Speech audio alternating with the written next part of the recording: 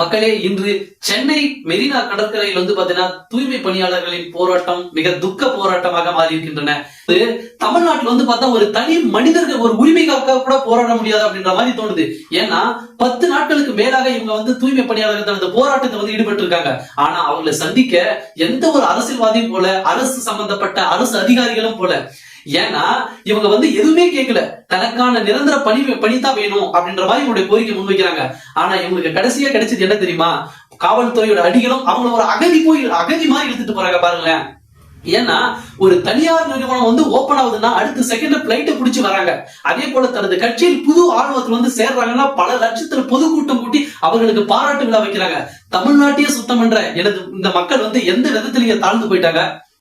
நீங்க சாப்பிட்ட மிச்சத்தை எடுத்துட்டு போறாங்கிறதுக்காக தாழ்வானவர்கள் எல்லாம் கிடையாதுங்க. இந்த மாநிலத்தில் உண்மையே மதிக்கப்பட வேண்டிய மக்களே, நான் உண்மையா சொல்றேன். இதை நான் வீடியோக்காக போடல, அவங்கள ஒருத்தரா நான் போட்டுட்டு இருக்கோம்.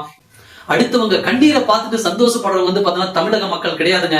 மக்களே, திரும்பவும் சொல்றோம், இப்பயும் நம்ம இவங்களுக்காக சப்போர்ட் பண்ணி ஒரு பேசலாம் வச்சுக்கோங்களேன், நம்மளாம் மனுஷங்களே கிடையாது. இது சம்பந்தப்பட்ட அரசு அதிகாரிகளோட கண்ணுல படுற வரைய நிச்சயமா ஷேர் பண்ணுங்க, கமெண்ட் பண்ணுங்க. இவங்களுக்கான ஒரு தீர்வு கிடைக்கணும் தான் எங்களோட ஆசை. என்னோட ஆசை மட்டும் இல்ல, நம்ம எல்லாரோட ஆசையும் கூட தான்.